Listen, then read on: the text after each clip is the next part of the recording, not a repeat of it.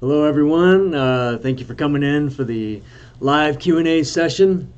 We have Ryan Pauly here, the director of Pizza Time.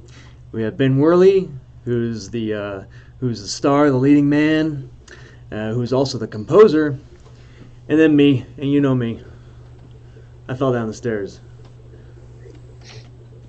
Let's see. So let me get this thing sized up. And here we go. Now there's going to be a little bit of a delay, so please excuse the lag. I'll try and get to as many of your questions as possible. But thank you for joining us, guys. We're live and you're visible now. So awesome. Thanks for joining us. Here we are. Here we are. Excellent. Yeah, Ben's frozen in time, but that's all right. We hear you. Oh no. He's got a permanently frozen, very, very appropriate Pizza Time face on him right now. But his headphones are very cool. Yeah. They're brand new. So I wanted to just kick it off and just say, Ryan, this was your brainchild, and I wanted to ask, what inspired you to put this thing together? Yeah, so Pizza Time was definitely something I wanted to do for a long time. I've made a lot of films. I kind of grew up on action films, specifically Jackie Chan. Always just, my dad always took me to Jackie Chan when he was growing up, kind of growing that. But I had never made an action film. I had always kind of been scared to make an action film because almost this kind of thing where I needed to be perfect and I didn't have access to talented individuals who knew how to make action films, so I was kind of scared to do it myself, and kind of stuck to doing kind of cheesy YouTube videos with my friends, which we loved growing up, but I just still had the itch, and so I wanted to do it. I wanted to do it right, so did a little Kickstarter. Eric, you had worked with my buddy Andrew Lewis, who is one of the producers, I can't remember if it was Blindsided or what it was, but we called you, and I know I really wanted to be at least something with some sort of talented individual who could bring their expertise in action cinema to a role and sort of play a professional badass. And then you have your Pizza Time, your Pizza Man, who was your everyman, the kind of spirit of Jackie Chan, and a regular guy who was put in this extraordinary situation. But yeah, and I'm of course without the skill and talent of Jackie Chan. we're all striving for that, aren't we? Yeah, exactly. So, but yeah, that's kind of the origin of it. But we had a ton of fun, and it's definitely the first of many action films that I'll be making, and had a ton of fun. So it was fun for all of us, man. And I wanted to ask Ben too. Ben, when Ryan approached you about this, what did you think, and what did you think was in store for you? First of all, am I still frozen? No, you look good right now. You're moving. Oh, great. Yeah, you're animated. So I think he just reached out for music. And then I read the script, which I rarely do. I hate reading scripts. It doesn't give me anything musically. So, but it was Polly, so I was like, I'll read it. It's really short and seems fun. And I think it was like a paragraph in, and I was like, oh, I should probably play this guy. And so then I immediately called him and was like, obviously I'll do the music. I was never not going to do the music, but can I please play the pizza guy? And I was so yeah, we were really planning on using a stunt person, and I don't know if Eric would have a problem with that, so I definitely need to check with Eric. And I think everyone, including me, is terrified that Eric would hate me, or that Eric wouldn't be able to work with me because I'm don't know anything about stunts. Yeah, and I think I remember that because I was like, I think it could be cool, and then the more I thought about it, I was like, the more I loved someone who didn't have any experience doing an action movie playing this role. Almost, I don't want to say I'm putting myself into the shoes of this character, right, but it was kind of similar to how I was thinking of the film itself as, a very normal person against the, professional, and sort of using their environment and sort of the sort of comedy that comes from the props and the environment and that kind of thing for him to get out of the situation. So I think it was super perfect, and you're awesome in the role. And I think Eric, when I came to you originally, you were kind of thinking, oh well, especially something like Rope-a-Dope, you're used to playing sort of the comedy action guy. Yeah. And so in this role, it's you're playing the straight man, which I think was kind of interesting. Yeah. Yeah, you know, it's interesting because when you called me and you said I want to do an action comedy, first thing I said was you're insane because that's the hardest genre to make, and number two, you came to the right guy, but then I said casting is everything for this because, like you mentioned, you're casting someone like Ben, who you're putting actually in a very difficult role. It's a very difficult role to act out a fight scene as if you don't know how to fight, but then play it off realistically without a stuntman. Also, there's no stunt doubles in this. I know that I wanted to give you one, but you refused it. We had 15 body doubles waiting for you outside in the trailer, and you said no, I'm going to do it all myself. And I respected that. And I insisted on being thrown into concrete floors. A concrete floor in their home, like purely concrete. There was no carpet. Anyway, it was a harsh environment. We got Legos everywhere. We got a big glass table. It's not a friendly place to do stunts. No. But keep in mind too that a lot of Jackie Chan's movies, he wasn't really doing martial arts a lot of the time. You look at films starting with I guess Dragon Lord and then Project A, these aren't really martial art. He's not really doing martial arts in these. He's sort of just fighting, and this is sort of the style that we went for with Pizza Time. And you pit him against a trained killer like myself. I know I have the face where I'm not gonna like you, like I'm gonna hate you. I have that face. I have what's called resting asshole face, RAF. But I must say, as the on-set stunt coordinator, you did a bang-up job, Ben. Thank you, Ryan. You're great. What are your inspirations, man? I mean, you talked about Jackie Chan, but I'm looking at the font of Pizza Time, listening to the music, and I want to hear Ben's thoughts too about his musical inspiration for how he composed the soundtrack. Yeah, I know. When the sort of my idea for the themes of this film sort of came, it was sort of like a very John Wickian sort of modern action film put against a very classic, the Jackie Chan style of shooting it, which was like, on sticks, wide angles, sort of keeping it static or doing really simple camera moves, that kind of thing, but with that really modern, obviously, I mean, I think you could watch this and say, oh yeah, John Wick was one of their major inspirations. For the look, the cinematography, the lighting, the colors. But I'm very much like a fan of the 80s and John Carpenter. He was, I always, on my list of films that I gave Daniel, our DP, to sort of watch before, there's definitely a few John Carpenter films on there, Escape from New York being a big one, with the sort of, he's always shooting anamorphic wides. It's always that super stylistic, contrasty look. The music is always just, and so the music I gave for Ben, it was a very like synthwave inspired playlist that I gave him to listen to. Different John Carpenter tracks, some like Mitch Murder, different stuff like that. That is sort of that, a lot of 80s stuff, but also a lot of modern stuff that is sort of homage to the 80s sort of synthwave kind of stuff. So I definitely wanted it to feel like you were starting in this pizza world, and he's exiting this, sort of 80s inspired pizza world and entering John Wick, when he arrives at that house. It was also great having your lead actor doing music for the film. It was kind of something I was a little nervous about, because I was like, he's going to be seeing his performance and be very critical of his own performance and asking for edits. But Ben I feel like he's good at compartmentalizing those two roles, because right when it was like time for a composer Ben, it was just like, let's hear some cool music. And that's true. I loved it. I am that way. I wish I could find, I should have thought of this before, but my brother has the story clocks things. I actually went through several of the tracks that Ryan sent me and I used a story clock to map out like where everything was panned, the way that John Carpenter, because John Carpenter back then panned the shit out of everything.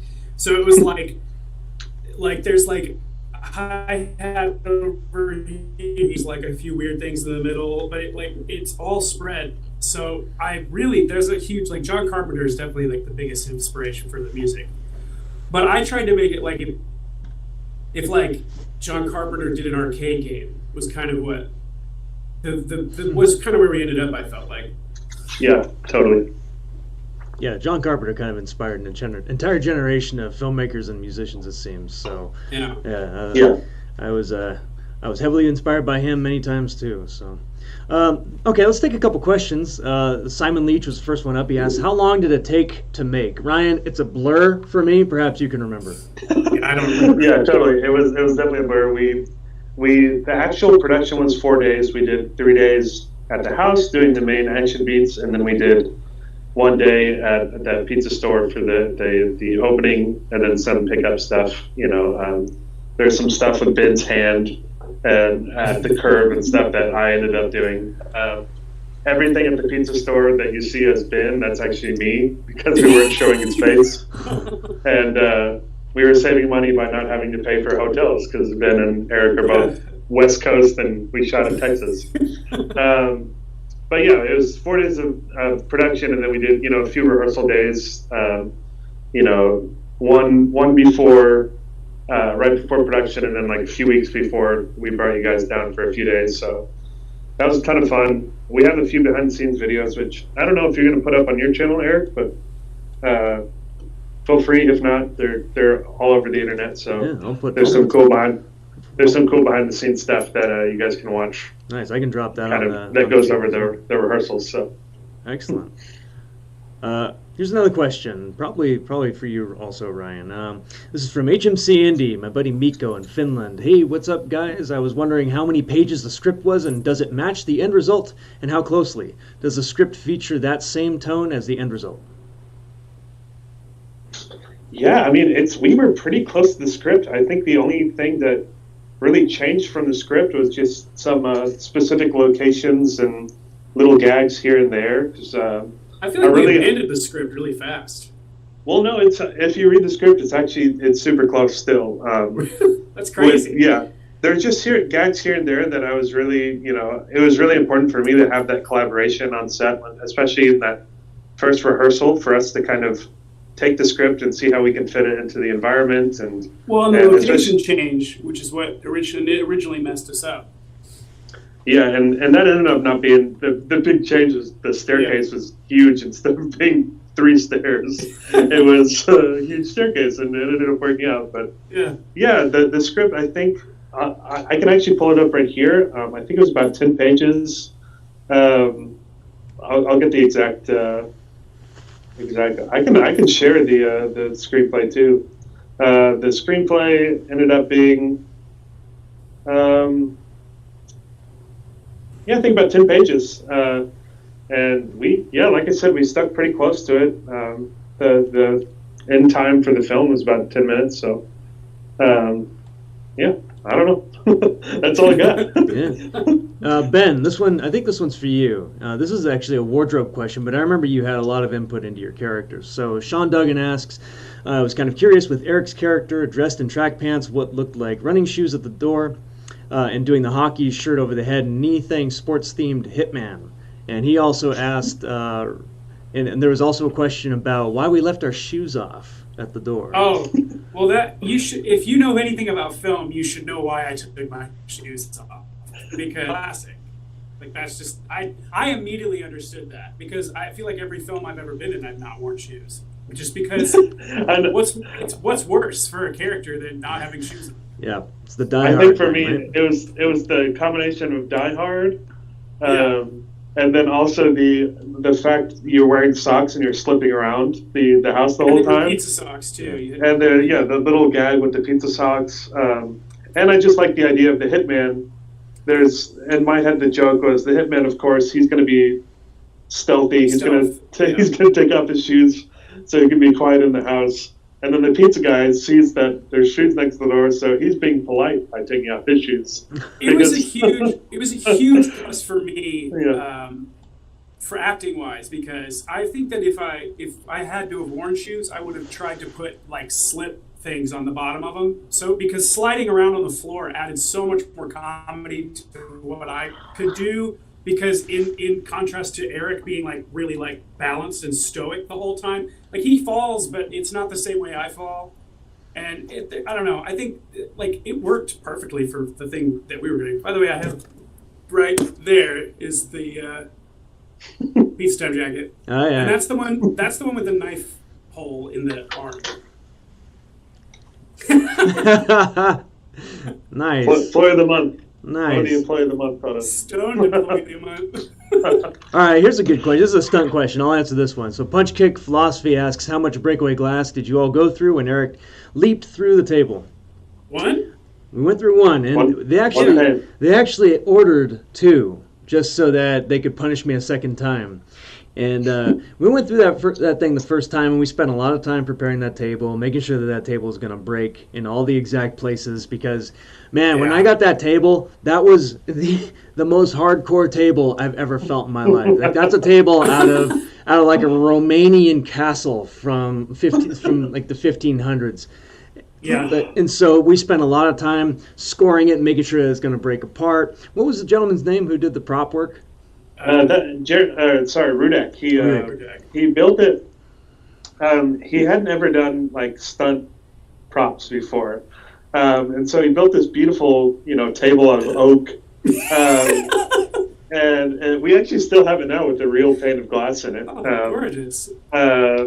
This beautiful table, but he ended up sort of taking it apart and then putting it back together with just the little dowels. So basically it'll fall apart if you hit it, but it's still it's not like balsa wood. It's very, very hard red oak. It really is. But you nailed it, heavy. Eric. I mean, it looks so big. I knew right when you went through it that we only needed one take. We still have the extra, sugar glass here. I want to do some sort of prank with it, but maybe one day. Yeah, it was also a really thick piece of glass. I remember that and looking at it going, dang, that thing is made to be shipped. And I remember hitting it, and there's a pop when I hit it. And, all was fine, but, that breakaway glass sometimes can be, it can cut you up if you're not careful. All right, Shane Newville's got a question here. He says, I noticed the pizza slice that Eric eats is a different color, much like old cartoons. Much like, this guy's an animator, by the way. Much like old cartoons, much like old cartoons where you know what discolored thing will move. Was the rest? That's exactly like what it is. Oh my god. Was the rest fake, or did it have many takes replacement slices? Oh, that was great. That's actually really funny because we ended up like we had all these custom pizza boxes that were Pizza Time branded, and we ended up ordering a bunch of like Domino's, like large pizzas, but they had glued basically all of the pizza slices down except the one that he's taking, so it doesn't, slide around. And then they were just replacing that one piece. He would spit it out, throw it away. We do another take. We put another slice of pizza there, so it was never matching exactly. But it's really hilarious that on one viewing someone can notice that pizza slice. Yeah, that's the animator's eye. Yeah. I kind of love it. I would still leave it in if we had the chance, though. That's really funny. I wanted to give a shout out to Barry Linden for his donation. Thank you, sir. Okay, we got a question from Turbo Victim. It says, how much did the movie cost to make? Uh-oh, this is super secret information, or can we let people on? No, that's okay. I mean, we did a Kickstarter and we raised how much did we raise on Kickstarter? I think it was like 15 grand. Yeah. I can't remember. I should know that. Our goal was 15,000 on Kickstarter, and we reached that and then some. And then our production company ended up putting, and myself, another 10 or 15,000 into it. So it was around 30 grand total. which is by far the biggest short film budget I've ever had. There were so many people that donated time and equipment and things, and as well. Totally. And like my cousin worked on it, and he told me on set one night, he was like, "Dude, I've worked on like professional car commercials here in Dallas that don't have this much gear, that don't have all of this stuff available to them." And I was like, wow, it like really put it was like also one of the few sets I've been on where every light's rigged. Like they had all the rooms were like set and ready to go, which is never how I'm always used to just changing it every time. Yeah, we knew the kind of how like blessed we were to have that kind of money for a short film, especially one that was 3 or 4 days of shooting, and we had so many amazing crew members that were coming out, free of charge, just to put the money on the screen, really. And so we kind of treated it like we were trying to treat it like a pretty legit feature film, almost like practice for our first feature, because I've never directed a feature. But we wanted to treat all the crew right, like obviously have, really solid meals and have, a legit schedule and sort of treat it like, a legit feature film, which I think, and I felt really good after the shoot, especially just hearing, all the crew, how much fun everybody had. And it kind of, it's one of those things, it feels like, you go to camp for a week and, you're doing something all together, like contributing to this, incredible kind of film. So I don't know. I was super happy with what we were able to create with the budget we had. Yeah, you guys shot with there are some filmmakers in the audience here too. So can you talk about what you shot with and just give the specs with that? Yeah, so our production company actually owns an ARRI Alexa, so we shot on Alexa, which is awesome. And then the lenses we shot on were Kawa anamorphics, which are these really kind of funky Japanese anamorphic lenses from the 80s that we ended up renting from actually a really good rate from one of our sponsors, DC Camera, who helped us out with some lenses, which is amazing. But my cinematographer is Daniel Ruth. And he did an incredible job, sort of, kind of bringing my vision to life with the visuals. Very 80s looking.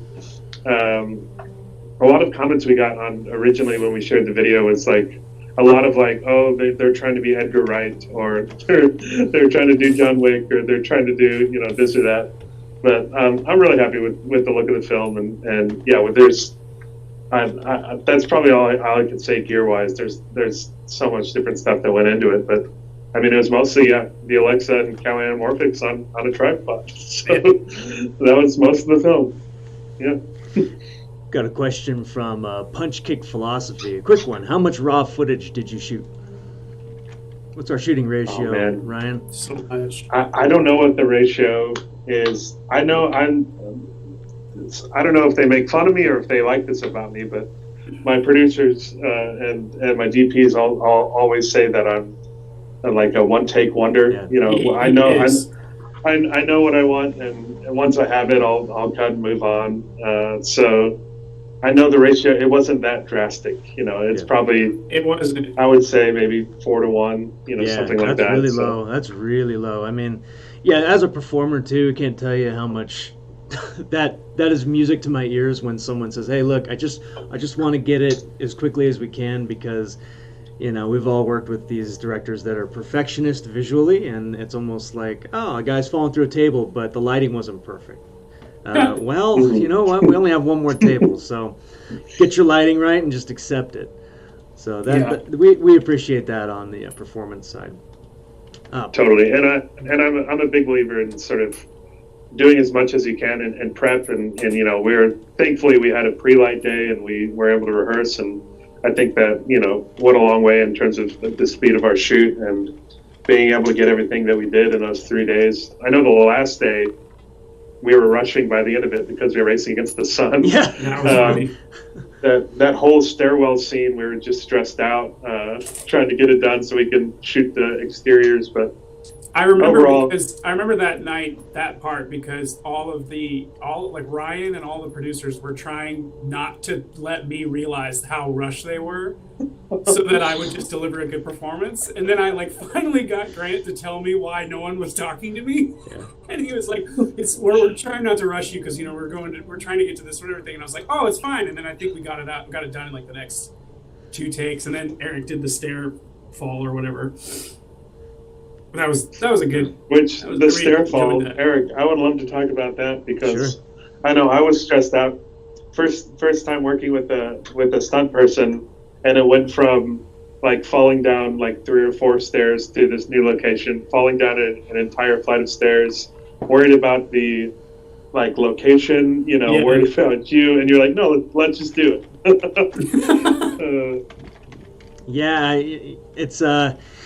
It's one of those things, when you get a stunt guy in your shoot who just, I love the medium and I love the project, and to me it's like, hey, let's do another take of that stair fall, because it's like, I don't know, if you're a DP, you should do another take. If you're a stuntman, you should do another take. Everybody talks about Eric's fall, but no one talks about how I ran up those stairs in socks. No, that one. No, honestly, when I look at that, with my eyes closed. Yeah, when I watch that, every time I cringe, man. Seriously, I cringe. with your eyes closed. I was so scared my knees are gonna like get destroyed. Yeah. All right, we got a couple more questions. They keep coming in. HMC Indy is asking, awesome. Did you ever consider trying to figure this one out as a feature film? And did you try figuring out different avenues for releasing, or was it straight to YouTube? Of course not. Never thought about it as a feature once. Nope. I'll answer the second one first because that was easy. I submitted to like a ton of festivals. Fantastic Fest was my sort of the holy grail. I thought it would play perfect for Fantastic Fest. It's a local festival. We have a few connections. Ended up not making it into a ton of festivals. We made it into 3 festivals. One was Austin Film Festival, and then there was one called Press Play in Dallas, and then the Fargo International Film Festival, which is kind of fun. But we got into 3, and we won awards at all 3. We won, a Best Short award at the one in Austin, Best Editing. Fargo, we won Best Comedy Short, and then was the Press Play, we won Best Cinematography and Best Editing. So, nice. Which that's cool. It's nice confirmation that people are enjoying it. But we always knew that the online presence of this film would be the best. So we released it through another YouTube channel called Film Riot. We had some incredible friends there at Film Riot that let us release it through there, and then it's having a second life here on Eric's YouTube channel, which is awesome. Yeah. And feature film wise, originally I wasn't thinking it'd be a feature film, but I'm actually writing and developing a feature film version right now, which sort of expands the universe. The short film is almost like I get to play the hitman in that one, right? Yeah, we're switching roles. But it's really exciting. I'm having a lot of fun writing the feature right now. It's sort of the short film. The segment in the story, the short film kind of plays almost like a break into Act 2 in the feature, and the characters are more fully fledged characters and not just archetypes like they are in the short film. Maybe I'll get a line. maybe 2 or 3 lines. Yeah, maybe totally. 2 or 3. Oh my gosh! And I'm saying, here's what I say about these film festivals too. I don't know why they don't have a facial hair film festival. I think this film may have won it with my beard. Oh wait, you didn't have a mustache, did you? No, we cut the mustache we thought off. they were going to. That's right. I flew to Dallas with the mustache. Yeah. The All right, we may not have won that festival then. Right. Yeah. I think your beard might have been good enough to pull us through, Eric. Yeah. Well, I'm just there to support I'm just there to support your mustaches and whatever I can do. All right, Paul Turner's got an interesting question. He says, "Did Octavius have a backstory?" Octavius. I think he's talking about the Orlando. Yeah. Orlando. Yeah. I believe so. Yeah. No, I mean the backstory. I kind of wanted purposely have that mysterious, but in my head, he was always like a drug lord. In the feature, he definitely has a backstory. I don't want to reveal it yet, but I always imagined he was some sort of criminal, and the hitman was hired to take him out. And I never thought about that. But yeah, I mean, it can be whatever your heart desires. You just know there's a hitman there who's trying to kill him. Yeah. And he gets thwarted by a pizza guy. Yeah. I had a friend watch it who interpreted Eric's character as just a robber. He did not get that he was a hitman. He just thought, oh, that guy's robbing his house. And it's like, he doesn't even have like, you're not stealing anything. Anyway, go ahead. You expect him to look like the Hamburglar? Things, yeah. Well, it's kind of funny because we did have this conversation of, should I have a beard?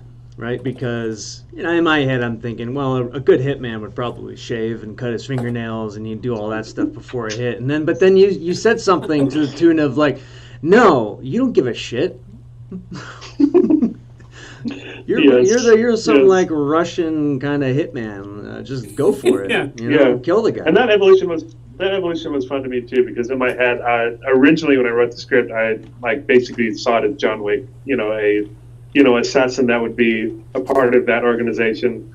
But then the more we talked about it, and the more we were talking, as I was talking to Lizzie, our costume designer, I was thinking of like, oh, I want to find like a suit that it's like really flexible and can have stunts done in it. And then Eric, I remember you saying like, what if we didn't do the suit look, because I feel like it'd be too on the nose, and like obviously that's so popular right now.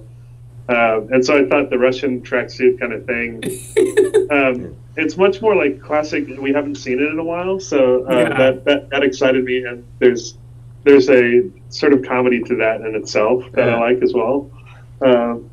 So I was really happy that happened as well. I have to say too, there was a funny moment when you said, "Hey, can you go and figure out which tracksuit you want?" And it was this very strange moment where it was like, it's a black tracksuit. What do we need to try on? And your wardrobe lady had this so like many comedic Austin Powers lineup of black and white black tracksuits with white stripes.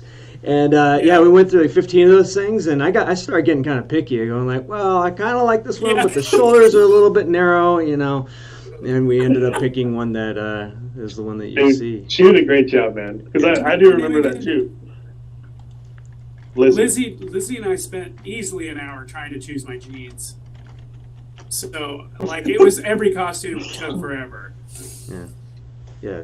Great job. That all that details in the movie, I feel like. Absolutely. Especially our makeup and stuff is really, that's the best makeup I've ever had on a movie, for sure. As far as continuity goes and keeping track of, like, what. Even though the blood isn't necessarily realistic, because you wouldn't bleed that much immediately, but, it's movie blood. Yeah. So I feel like it worked really well. Yeah, don't get too don't think about what's realistic. Yeah. Because the YouTube comments will tell you that, oh yeah, he got stabbed in the arm. What happened to that? Why isn't he holding his arm? Yeah, I'm like, shut up. I am though. I don't use my arm at all for the rest of the movie. Oh man. The makeup. Who did the makeup? I'm sorry, I forgot her name. So Megan DeBond was the head of makeup. She was awesome. I spent a lot of evenings with her in that chair. It felt like a lot of evenings where she was delicately putting the glass pieces, because I believe we had to clean it all at one point and shoot some extra stuff and then put it all back on. But nothing was nearly as bad as putting that pizza in my face after you smacked that pizza on me. Because if you have a beard and you get pizza in your beard, it's like kryptonite. All right, Schweb-Free, I don't know how you say your name, sorry, but it says, whose house is this? It was amazing to look at. Yeah, so we went through a lot of, we originally had this like crazy James Bond villain-looking house that was sort of donated to us. We were really happy to be shooting there. We rehearsed there, and then due to like a family tragedy, they wouldn't let us have the house anymore. Like, this is like 5 days before we shoot. We ended up, it was a week before we shot. And then Lindsay, who works here at our production company, who was script supervisor, she just hit up one of her friends who has this incredible house. We looked over there, and it was perfect. It was even better than before. Completely different look. But yeah, we ended up paying them a location fee, and we paid for them to stay at a hotel while we shot there. But it was still, we're shooting an action film in there. They were very, very gracious to let us shoot there. But yeah, I love that house, man. I'm actually thinking, like, for the feature, I'm like, I wonder if we can get that house again. That living room is literally reshoot the short film, perfect it for the feature film. Yeah, it has so much character, and the team spent so much time making it look lived in a different way because it was empty when we got there. So the art department completely filled up that house, which is nuts. Yeah, it was amazing. I remember specifically being blown away by the lighting in the kitchen, what they figured out how they made it look, and it's dark but still has like light coming in. I don't know. I really enjoyed watching the lighting guys work and them and Daniel designing where everything goes and stuff. Yeah, they were on point. That was really fun. Killed it. It was really fast too, because one issue with shooting action is that if you are inundated with constantly doing lighting changes, then if you're trying to shoot small pieces of action, it can be very difficult to piece it all together. But Daniel, being a very kind of collaborative filmmaker, the entire crew did an entire walkthrough of this action scene for a day, and this is how we choreographed it. I mean, we didn't really come in with any kind of ideas. I didn't come in with a choreography in my head. It's like the location is a character. So it had, whatever the action was, if you're doing an action comedy, you absolutely have to live within the location. Otherwise, you're fighting in the middle of a room and it's like the location doesn't exist. It had to be a character. And so that, the ability for us to come in, I think it was the day before, or it maybe been the week before. I can't remember, but I think we came in the day before because we lost the old location, came in and just walked through the whole thing. And Daniel would say, okay, I'm going to shoot it like this. I'm going to set up lighting here. And then, Ben and I would work out some choreography. We would say, hey, we could shoot a coverage like this. Let's get an insert here. And it's that kind of collaboration that allows you to do action comedy, because otherwise you don't really have action comedy. You have to have everything kind of lined up, and everybody's got to be on the same page and do a full tour of the entire thing. And then shooting it, honestly, it's, I know it took a long time. These were late nights, but there weren't many questions when it came to actually shooting it. No. Yeah, super smooth. It's all nerves from that point on. It's getting the nerve to actually go down the stairs. It's getting the nerve to actually catch a wine bottle thrown at you that doesn't feel like it's rubber at all. It feels like it's real, and it's stuff like that, I think, is what you run into of like, oh, I know what I'm supposed to do, but my body won't do it because it's fearful that I'm going to get hurt. That was the only thing I ran into. Everything else is like a dream as far as like logistical stuff and what we're shooting and when and what the angle is. And you're right, there were no questions. It was Eric way and too I already smooth. knew what we were doing. It was way too smooth. Every moment I was like, it's going way too it's going way too well. What's supposed to go wrong? Yeah. And nothing did, which is great. Yeah. Maybe, the one thing that went wrong was the knife rig in your arm that they had Lizzie ended up rigging. Would not stay on. We caught up with the schedule and it was all fine. So it ended up being with like fabric, tape, all this stuff, rubber bands rigged underneath the jacket to keep it staying on. Paul Turner asks, will there be a blooper reel? I would love to add some more content, some behind the scenes, and is there any bloopers? I'll send you all that stuff. I'll send you all that stuff, Eric, if you want to put it up on your channel. I would love to. There's blooper reel. We've got really long 40-minute behind the scenes. It's super in depth. So I want to watch that. Relive it. Do it. PizzaTimeShort.com. Or Eric Jacobus' YouTube channel. Just a couple more quick ones. We got Shane Newville in the donation. He says, go buy yourself a pizza. Thank you, Shane. Simon Leach, how did you all meet? How did we all meet? How did we all meet? That's a hard question because we all three met in person at that first location for the rehearsal, first rehearsal. Yeah, we just kind of wandered in and showed up and met each other, made a movie, huh? Yeah. No, there was a lot that went into this. Yeah, totally. But yeah, it's all through this film. So I know for me, Seth, my brother Seth, was like, I asked him who Polly was, and he was like, some cool filmmaker from Texas. And I was like, cool. Sounds great. Love it. And Ben, I actually used some of your stock music in a video, prior to meeting you or working with you. And then Eric, I just followed Eric on the internet from watching his work, and we all met through this film. So super fun. There it is. Super fun. I wanted to ask Ben a question. So, what was your philosophy when you made the music? You talked a little bit about the process, but what were you thinking because you're scoring an action comedy. Obviously, there are thousands of ways to score a comedy.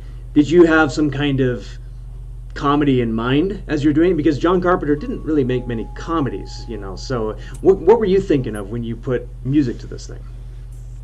John Carpenter didn't make comedies, but he absolutely didn't shy away from a joke, and didn't shy away from the comedy in a situation. Especially, I can think of a lot of with Kurt Russell. Kurt Russell really did a great job of bringing out comedy in an action sequence. But the music, pretty much, line number one in my contract is I don't score jokes. So that's sort of in the back of my head, my approach is that I'm not trying to make funny music. I think to me, with Pizza Time, the comedy from the music comes from the fact that it sounds like he ripped it out of an 80s movie and put it in there. The comedy comes from the fact that it's so thematic and so specific to the arcadeness of it, and the it's so in on the vibe that it's kind of its own, just by how committed it is to the aesthetic. I think that's where the comedy comes from, and also to make. I think for you to laugh at anything, you have to take it seriously, and I know that makes no sense, but it's you can't if you don't respect or think that a comedian is cool just by looking by what they say or what they look like or whatever, you probably won't laugh as much. But if you think they're really cool and take them seriously, you're going to laugh at everything they say. And that's what the music did for this, especially for your character, Eric, is I tried to make the Hitman stuff really genuinely serious and almost a little scary, so that the music is always entirely focused on the tension. I don't think there's a single moment in the film that I scored that isn't just trying to add to the tension of it. Purring, that's, to me, the da-da-da-da-da is directly scoring the pizza guy's determination in him delivering this pizza on time. So that's, I think, is part of the comedy, as Ryan and I talked about. The emotion of this is not at all that he's going to get murdered. The emotion is supposed to be that he's trying to deliver this pizza, and that's what's important to him. And so the music, I think, reflects a lot of the inner mission of the driver. Fantastic. I mean, it shows, because I don't know when the last time somebody made a decent action comedy with a good soundtrack was, but I think you nailed it with this one. The only thing that I regret, and we did a couple months later or maybe a year later, Ryan, I did a live stream of the score, and then I did a remix, and Ryan loved it, so I made a whole album called Pizza Time, the main, wherever you listen to music. And it is sort of a continuation. It was kind of like how John Carpenter's Lost Themes. It was sort of like that. I just made music that would kind of be in the movie. But the only thing I didn't do musically that I wish I had, but I didn't have the ability to, was saxophone. We talked early on about putting saxophone in the score, and I never did it because I didn't have, at the time, I just didn't know how. I didn't have a saxophone. I didn't have anybody that I could hire to do it. Or a wailing guitar. Yeah, or guitar. We talked about a lot of action-y stuff, and I just never made it in. I think I focused more on the arcade style and all synths. Mm-hmm. And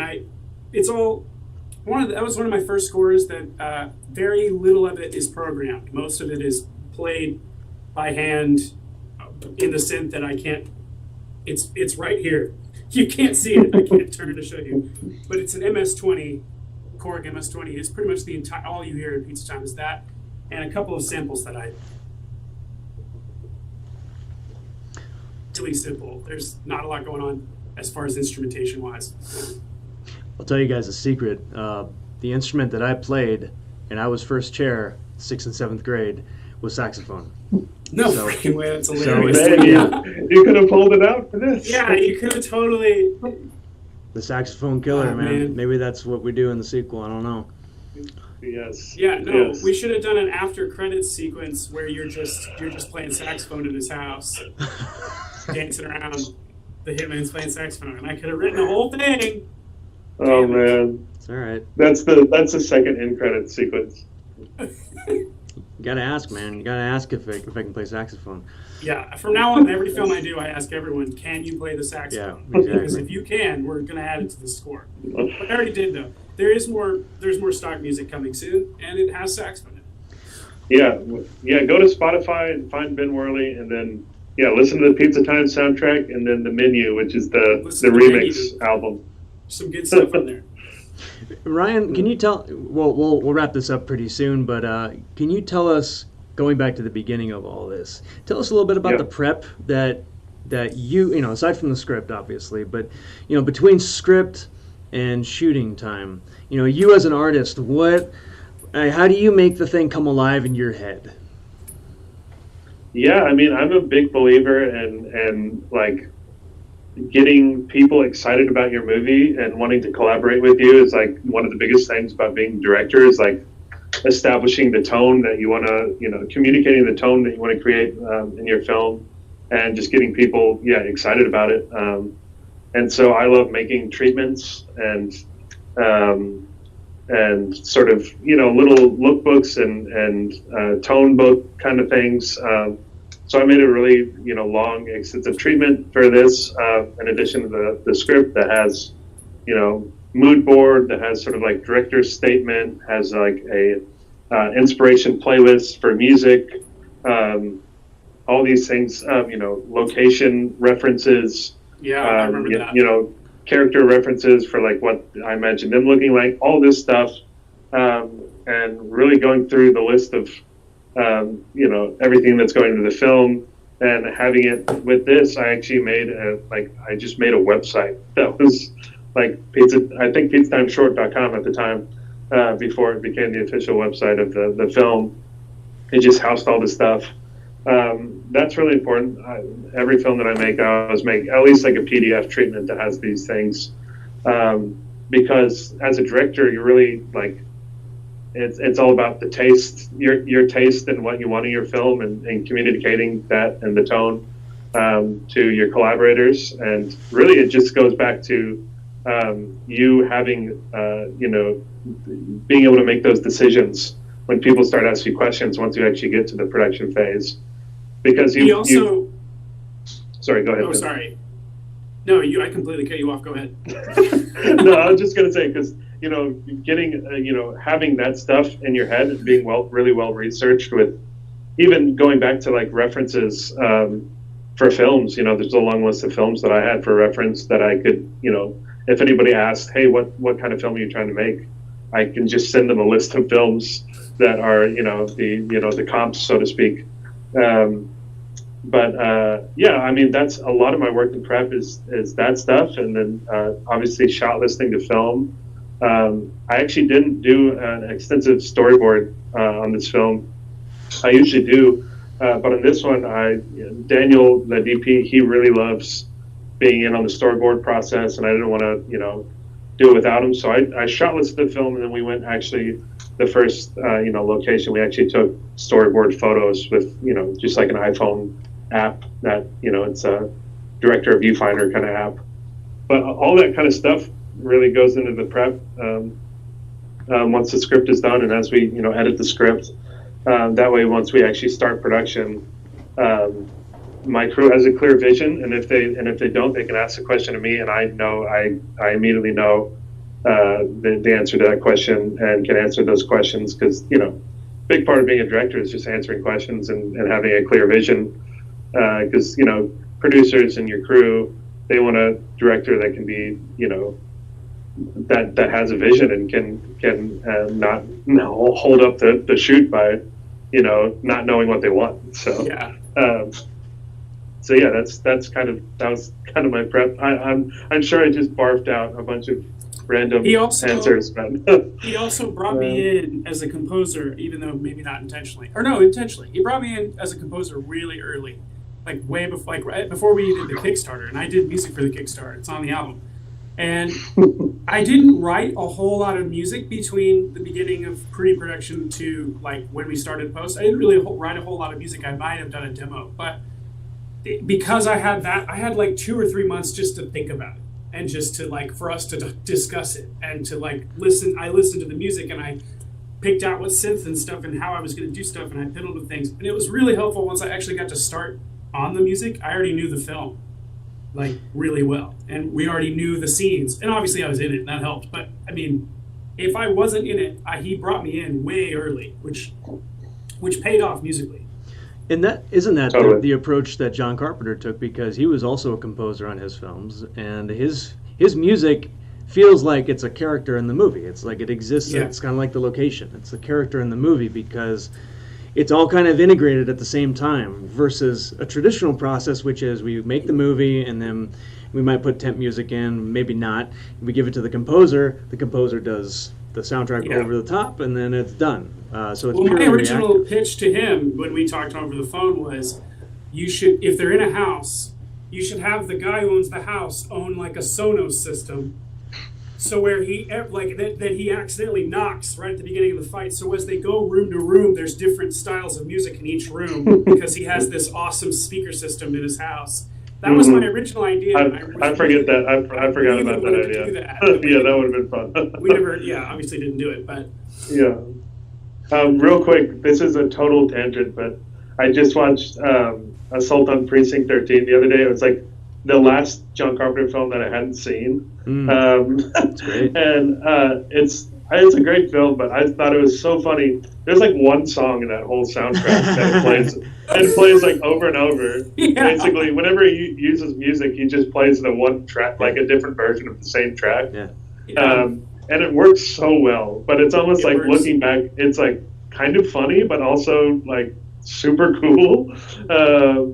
But anyways, that's just John Carpenter geek out. Well, Pizza Time has that like the whole time. It's brought up many Which I love. times.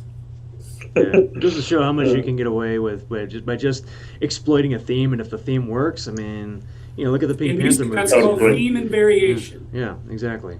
You like some soundtracks you buy and it's one song. Maybe one extra one off to the side, but it's mostly just one song. All right, so I wanted to do just a quick, quick Q&A about your favorite moment or most memorable moments from the shoot. So Ryan, what was your most memorable moment from the shoot? It could be a funny story or whatever sticks out the most to you. That's a tough one because I feel like there's so many, but I mean, I think I don't want to steal one of yours, but I had two. One was, Eric, when you were falling down the stairs, I was up there with you kind of talking through, how we're going to shoot it. Before you'd done the full stair fall, we were doing just a few shots from above of Ben kicking you and you just falling onto basically a bunch of pads. But we had like half the crew down there holding like couch pillows, a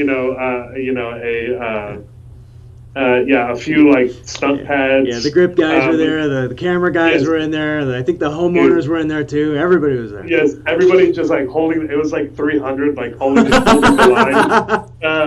And just for you falling down. I love that because everybody was getting so into it and like doing this thing together.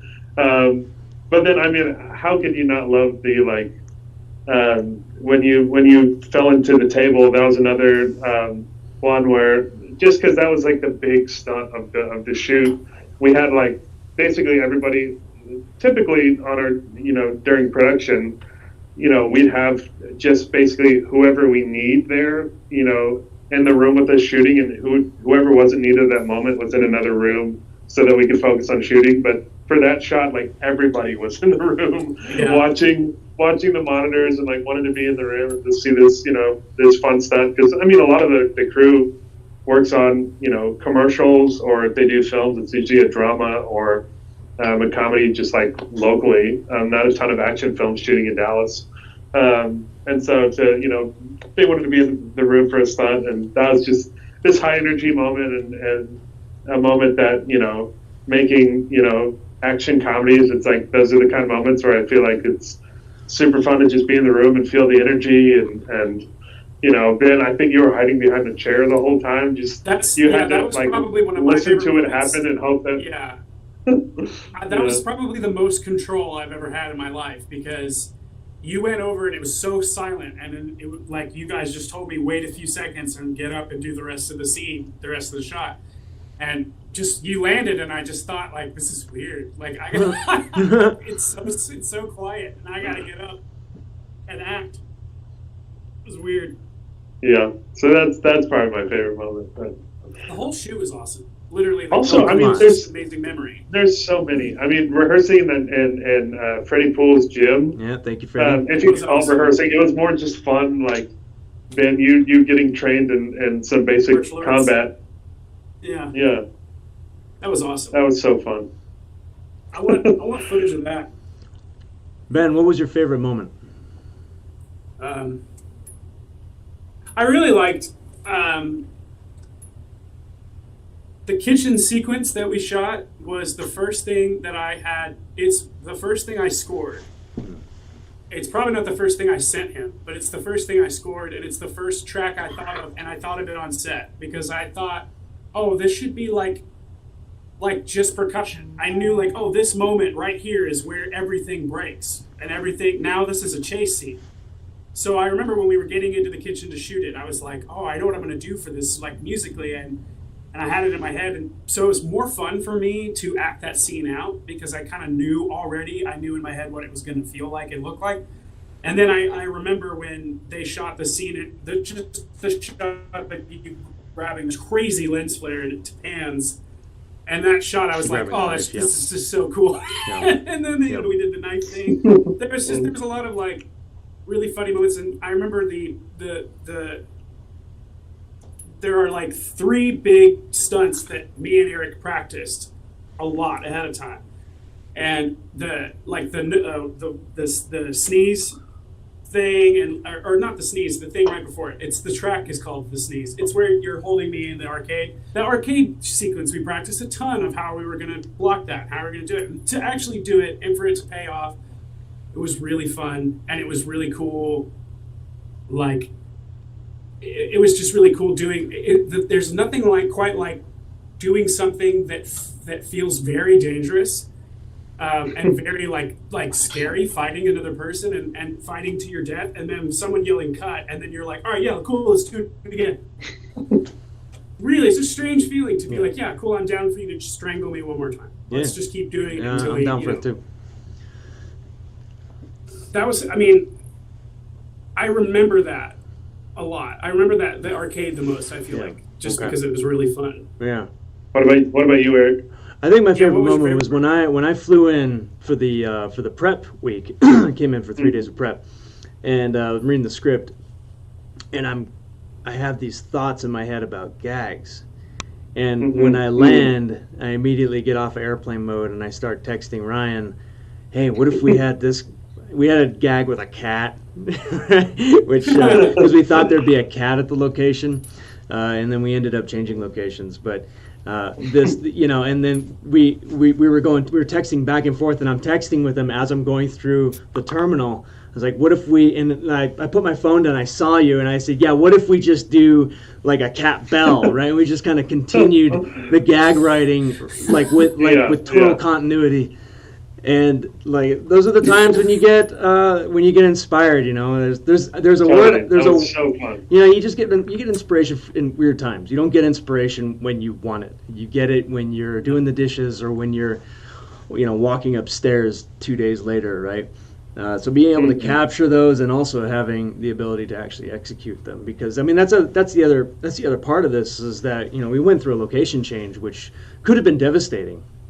But because we were so flexible, I mean, we kind of, we had that moment where I was like, oh, we lost the location, we got to push things, but we got this new location, and it looks better, and it's way cooler. It's got these extra, it's going to work out. And I'm thinking, okay, we have 18 beats of action right now, and we have to somehow like squeeze that into this location and see where it lands. And literally, we just kind of walked through the whole thing. And again, it's grabbing those ideas right away when they're fresh, and we did it. Yeah. You know, those moments We are did it. kind of those moments We of did it. inspiration are always what stick out. Totally. Yeah, I love that moment. Well, guys, thank Texting you. back and forth. Yeah.